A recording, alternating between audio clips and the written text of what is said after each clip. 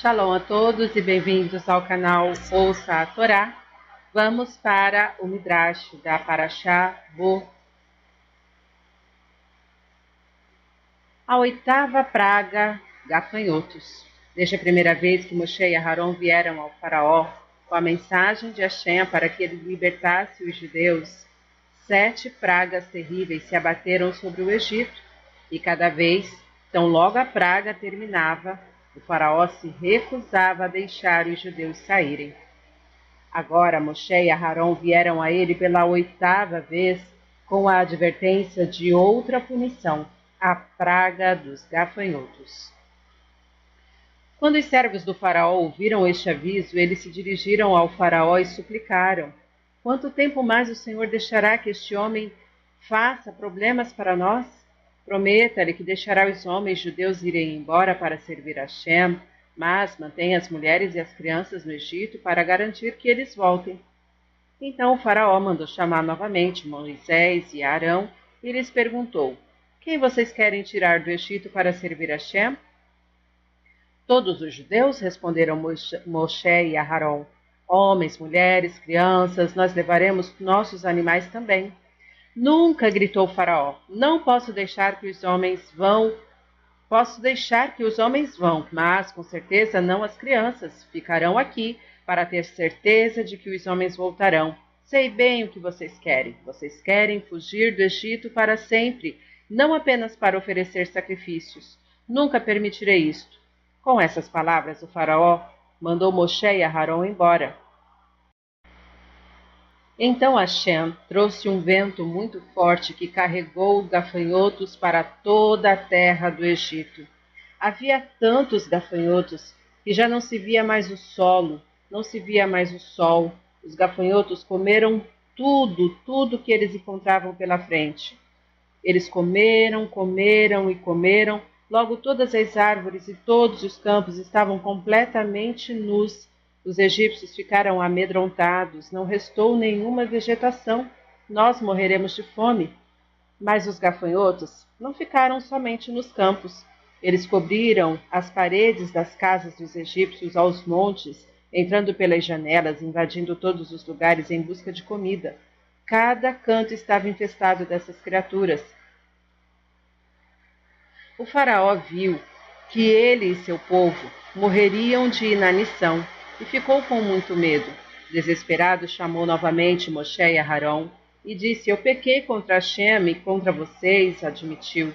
Por favor, me perdoem mais uma vez e rezem para Hashem nos livrar desses gafanhotos antes que morramos de fome. Moshe saiu do palácio do faraó e rezou para Hashem. Hashem trouxe outro vento. Ele carregou cada gafanhoto para longe do Egito e imediatamente o faraó mudou de ideia e não deixou os filhos de Israel irem embora. E aí veio a 9ª praga, a escuridão. O faraó não desfrutou do fim dos gafanhotos por muito tempo, pois agora Hashem disse a Moisés: estique sua mão em direção ao céu e a escuridão descerá sobre o Egito.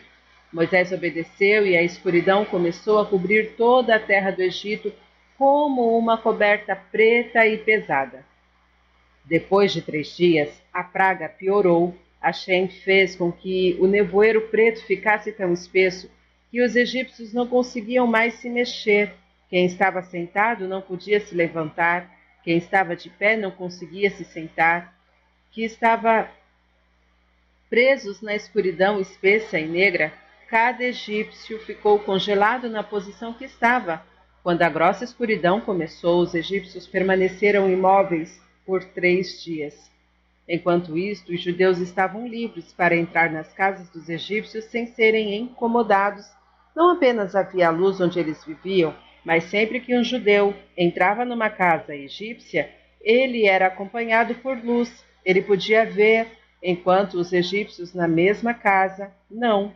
Como Hashem planejara, os judeus agora podiam abrir as gavetas, armários, para ver seus valiosos pertences, no caso dos egípcios. Nenhum judeu, no entanto, tocou em nada que pertencia aos egípcios. Eles simplesmente inspecionaram o que os egípcios possuíam. Mais tarde, quando saíram do Egito, eles foram instruídos por Moisés a pedir aos egípcios: dê-nos ouro, prata, roupas para levarmos. Cada egípcio protestou: não tenho ouro, prata nem roupa. E o judeu o corrigia: é claro que você tem.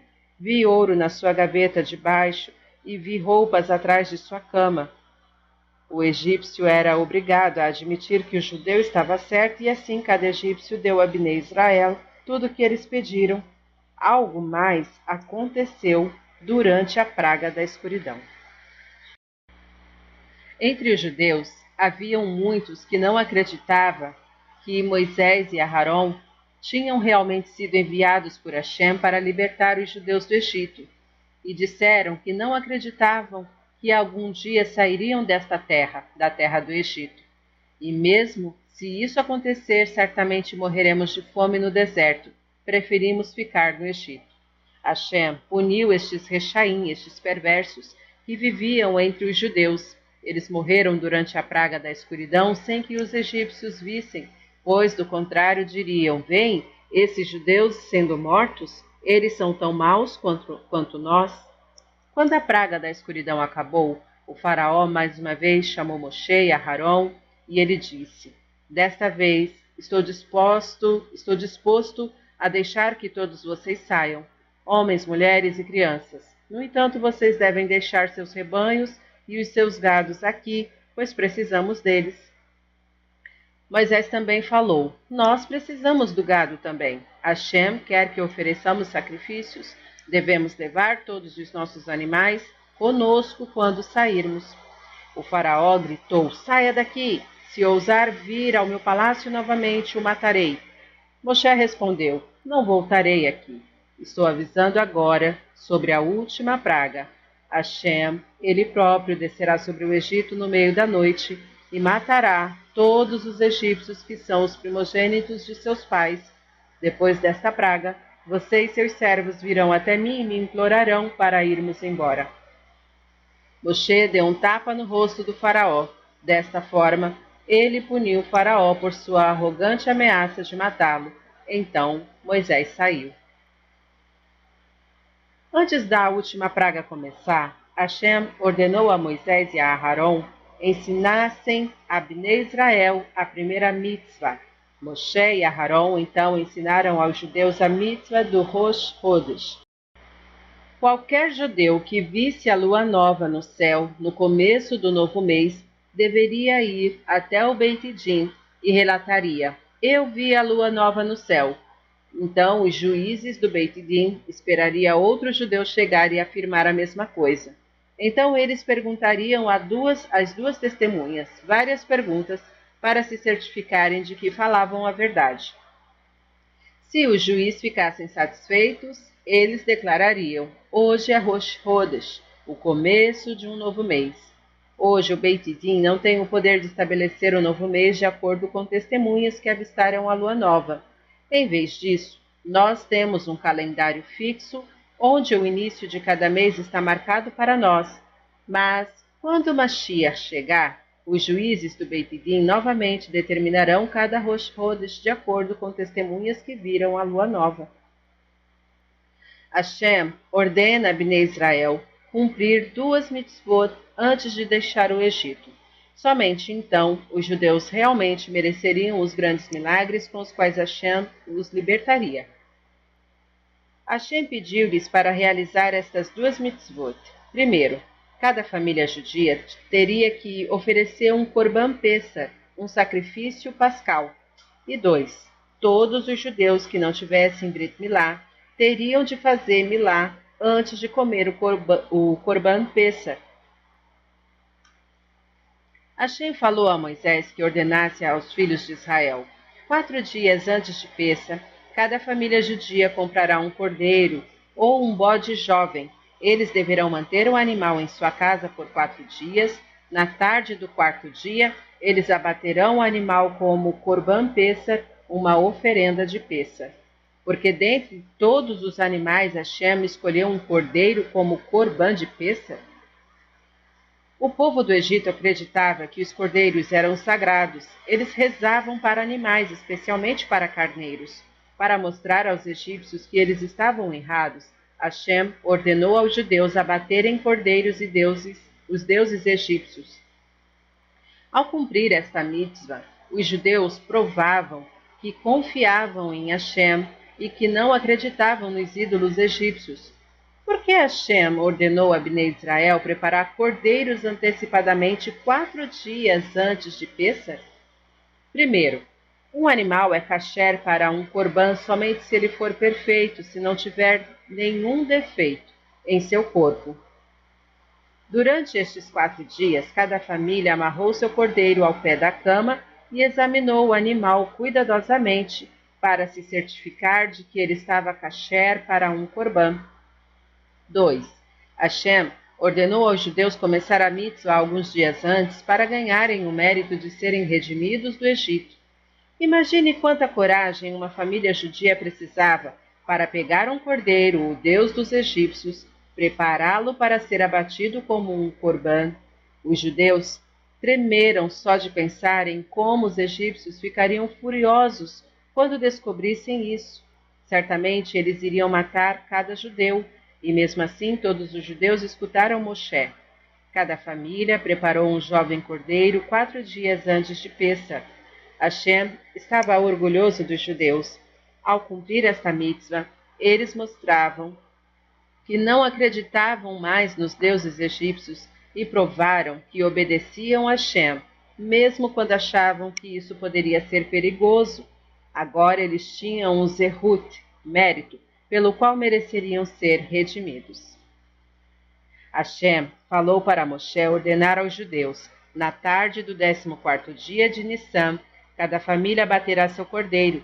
Então vocês colocarão um pouco do sangue do cordeiro nos 2 batentes laterais de sua porta frontal e um pouco de sangue no batente superior da porta.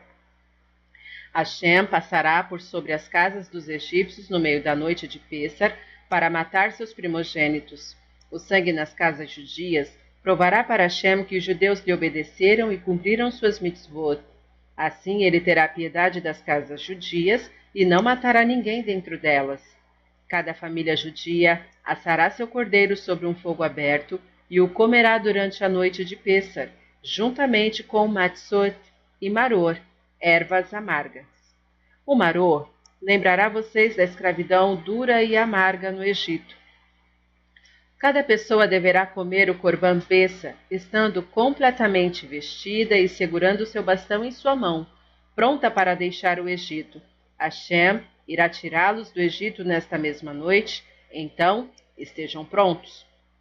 A cada ano, na noite de Pêssar, vocês deverão comer um corban Pêssar para recordar a sua saída do Egito. Um relato. O Sefer Shevet Yehudá conta como era trazido o corban Pêssar na época do segundo Beit HaMikdash. Vamos compartilhar o entusiasmo que acompanhava o corban Pêssar ao ler estes fascinantes detalhes. Em Rosh Chodesh Nissan, o rei judeu enviava mensageiros a todos aqueles que viviam nos arredores de Jerusalém. Os mensageiros declaravam: tragam todos os carneiros ou bodes que vocês tiverem para vender, para que todo judeu possa comprar um animal para seu corban Pêssar. Todo judeu que tinha um animal para vender levava-o para as colinas próximas de Jerusalém. Os carneiros postos à venda eram lavados em um riacho para ficarem limpos. Tantos carneiros eram levados que as colinas deixavam de ficar verdes, ficavam brancas. No 10º dia de Nissan, 4 dias antes de Pêssar, todos os judeus que precisavam de um animal para o corban Pêssar vinham comprar um. Os 4 dias restantes até Pêssar passavam em um turbilhão de preparativos com a movimentação da chegada do Yom Tov. Quando chegava Erev Pêssar, mensageiros sopravam suas trombetas e anunciavam: ouçam, povo de Hashem, chegou o momento de oferecer o corban Pêssar para Hashem. Conhecendo a santidade desta mitzvah, os judeus vestiam suas melhores roupas de Yom Tov e, ao chegar ao meio-dia, todo o trabalho cessava. A única atividade era a preparação para o corban Pêssar. Cada judeu vinha para o Azará, o pátio do Beit HaMikdash, com seu carneiro. Fora do Azará ficavam 12 Leviim, que advertiam as pessoas para não empurrarem os outros ao entrarem. Outros 12 Leviim ficavam na parte de dentro para assegurar que a saída do Azará ocorresse sem empurrões. As pessoas entravam em 3 turmas. Quando a Azará já estava cheia, os Leviim fechavam as portas.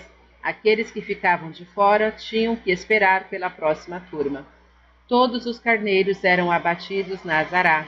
O Cohen recebia o sangue dos animais em um recipiente em forma de cone, feito de ouro e prata.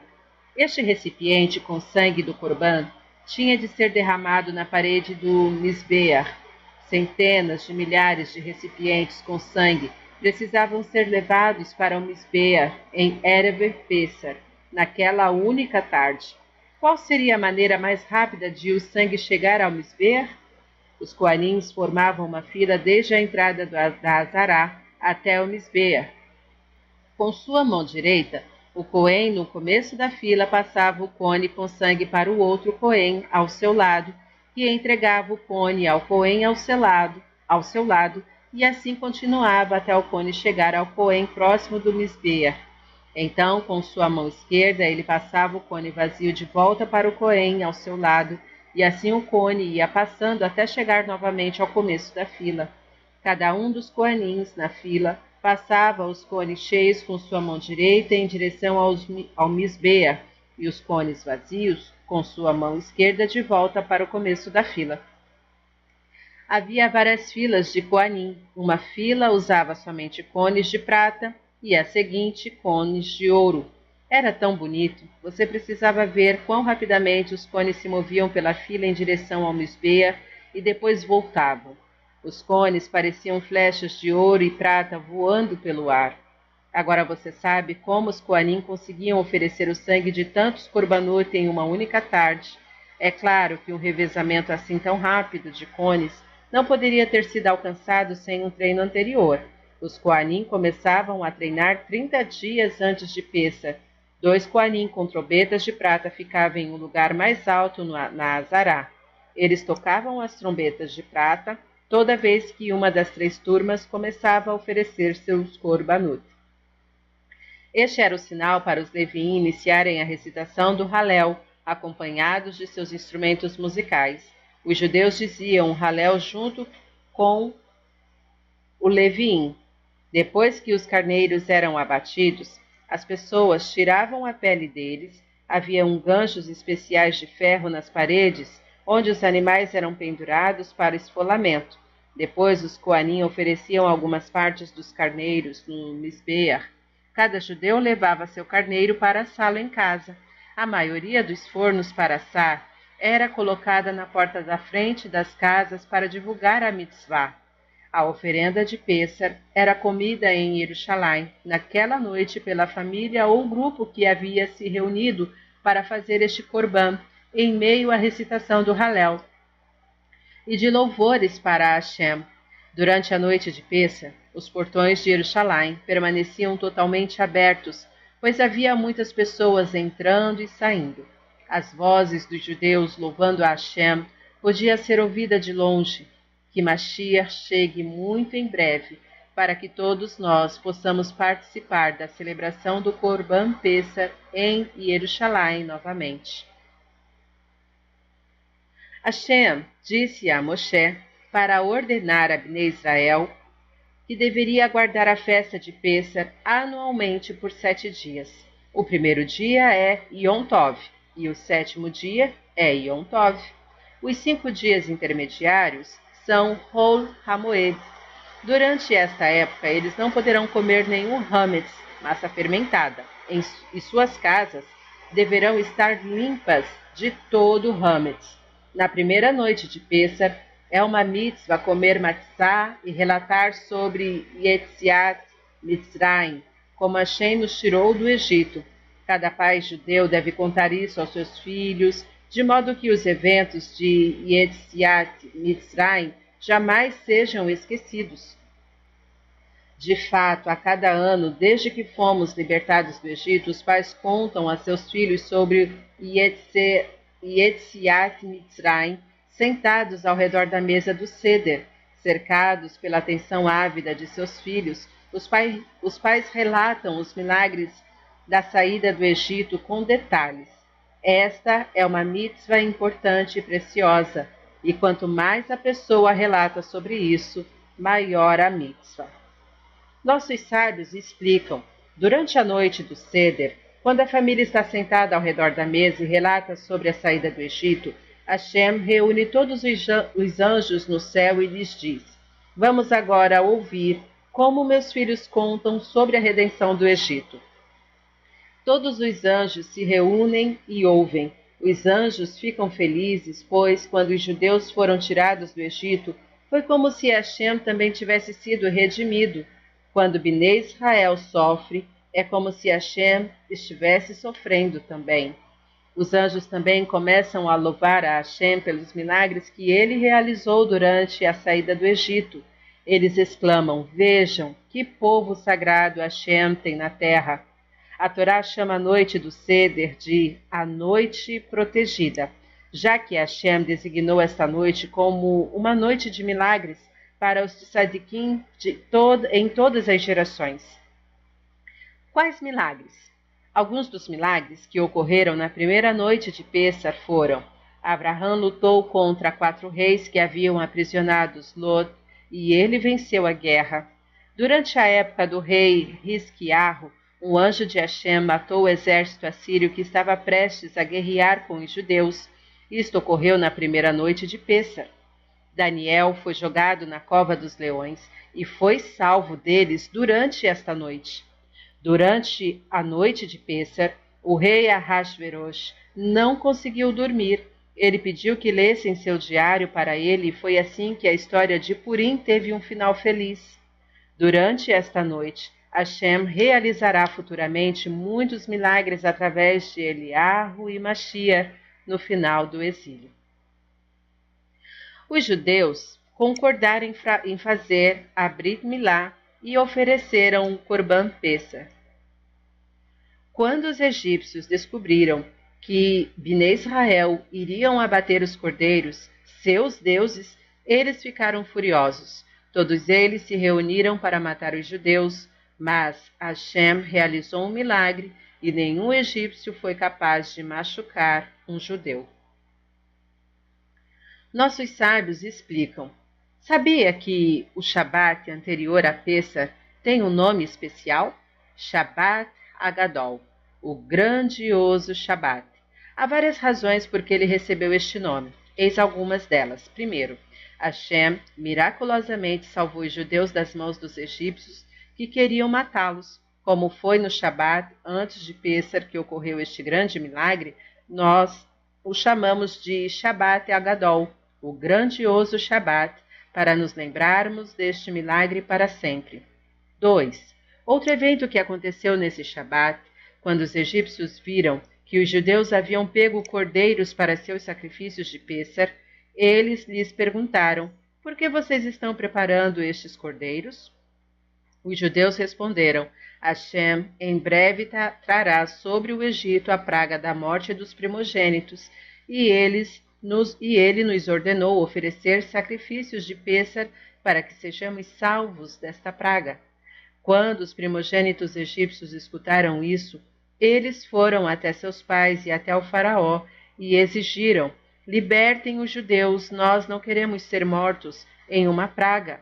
Seus pais e o faraó se recusaram, e então os primogênitos empurraram suas espadas. Aconteceu então uma batalha na qual muitos egípcios morreram. Para recordar este evento, nós chamamos o Shabat em que isto aconteceu de Shabat Agadol. Terceiro, Shabat Agadol também pode ser traduzido como o grandioso Shabat. Até agora os judeus tinham sido como crianças pequenas porque nunca haviam cumprido nenhuma mitzvah. Naquele Shabat, entretanto, eles cumpriram sua primeira mitzvah. Prepararam um cordeiro para o Corban Pêssar. Este foi o começo de sua observância das mitzvot e, de certo modo, eles se tornaram grandes ou adultos, tal como um menino no dia de seu bar mitzvah. Assim nós chamamos este Shabat de o Grande Shabat. A última praga. Na primeira noite de Pêssar, no segundo exato, quando bateu meia-noite, Hashem desceu sobre o Egito juntamente com 900.000 anjos destruidores. Hashem matou todos os primogênitos egípcios, tanto meninos quanto meninas. Nas casas onde o filho primogênito havia se mudado, o segundo filho mais velho foi morto. Mas, mesmo um primogênito egípcio que se mudara para outro país fora do Egito também morreu.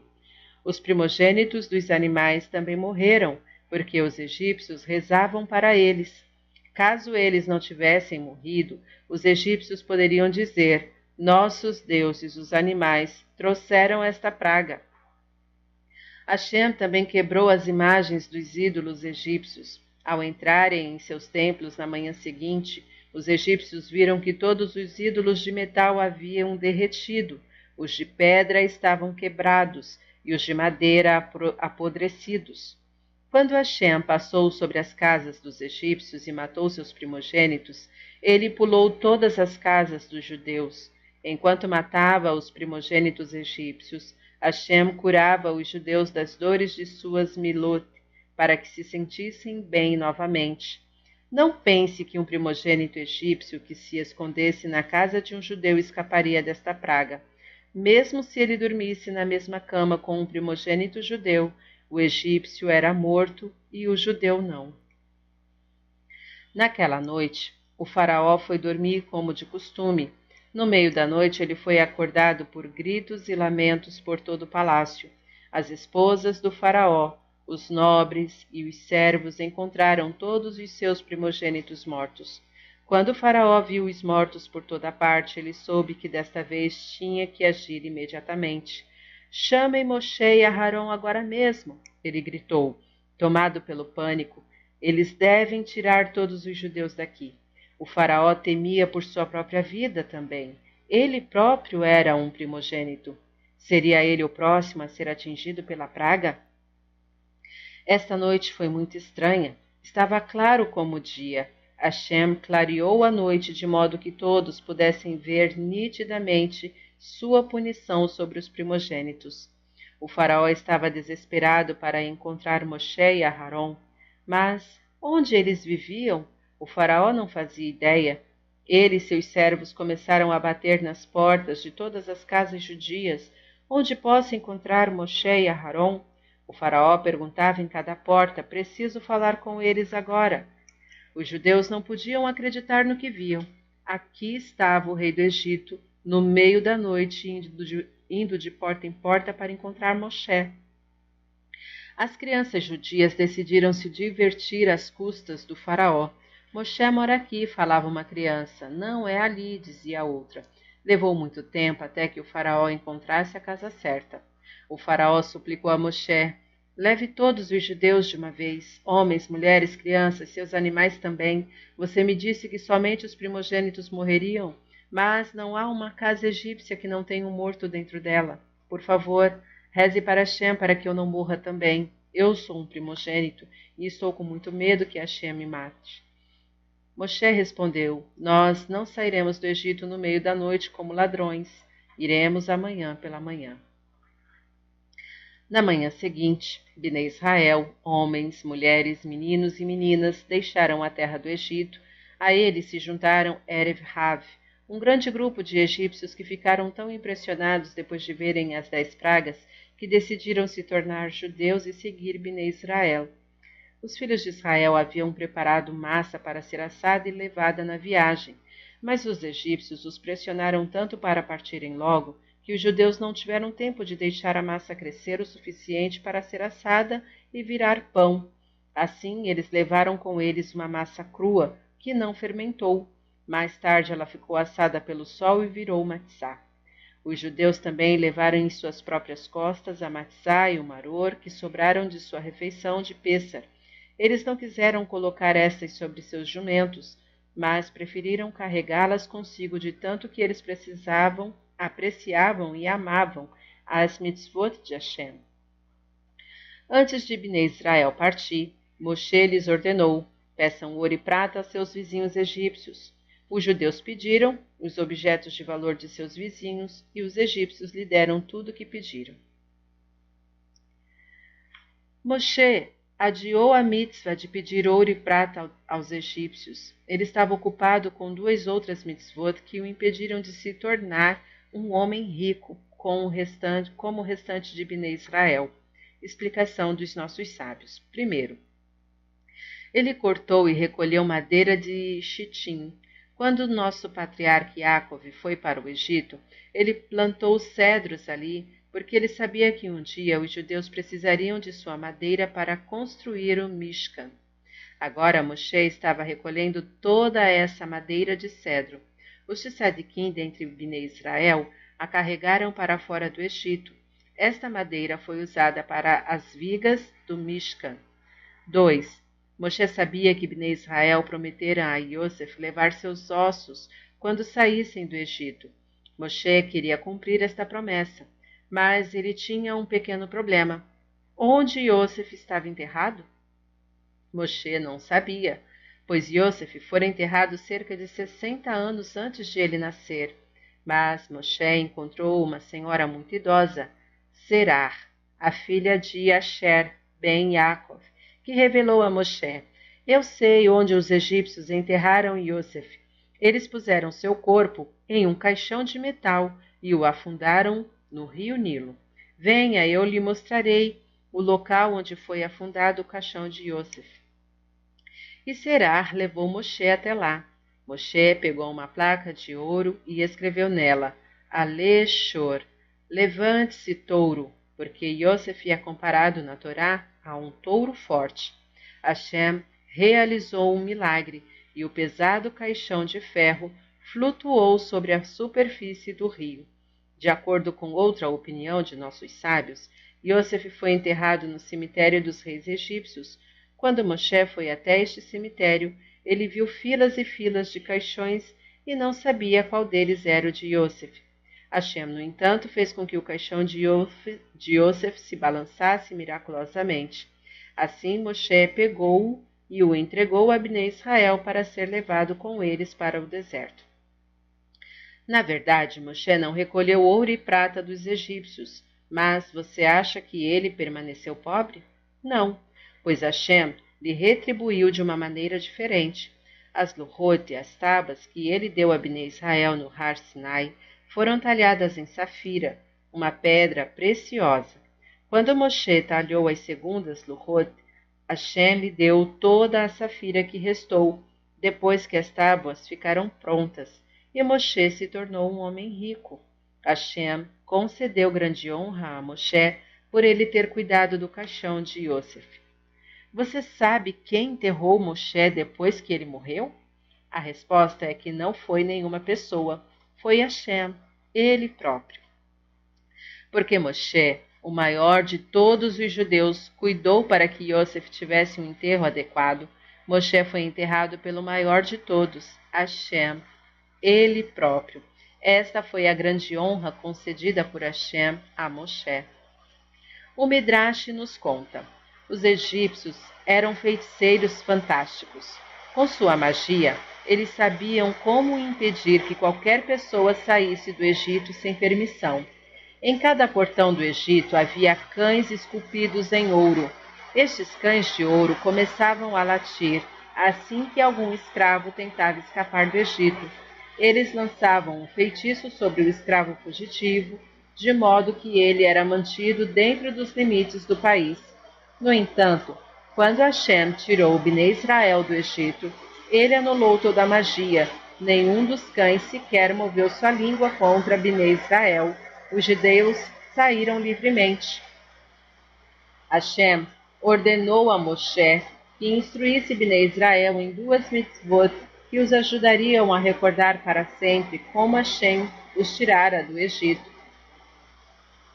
A primeira mitzvah, que todo primogênito judeu é sagrado, deve ser redimido por um Cohen.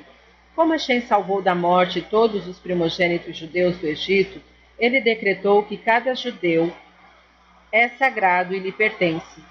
Os pais judeus, no entanto, devem redimir seu filho primogênito de um cohen. Como isso é feito?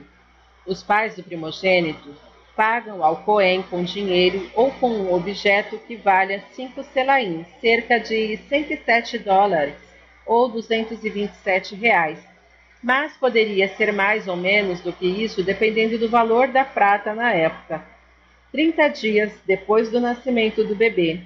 Este ato é chamado de resgate do primogênito, a mitzvah de Pidyon, Aben, comprar de volta. O filho primogênito é acompanhada de uma refeição festiva e muita alegria. Hashem também ordenou que cada primogênito de gado kasher pertence ao Cohen. Um judeu também pode utilizar o filhote primogênito de um burro. Este também deve ser redimido, ou então morto através de um golpe de machado em seu pescoço. A mitzvah de colocar tefilim. Hashem ordenou que todos os homens judeus a partir dos 13 anos coloquem tefilim todos os dias. Dentro do tefilim há pergaminhos onde estão escritos alguns trechos da Torá. Alguns dos pesukim dentro dos tefilim falam sobre Yetziat Mitzrayim. Portanto, ao colocar os tefilins, nós também nos recordamos como Hashem nos tirou do Egito. Fim da nossa história. Está gostando do conteúdo do canal? Então colabore conosco, curta, comenta, compartilha. Se ainda não é inscrito, se inscreve e ativa o sininho e assim fica por dentro de todas as novidades. Shalom a todos!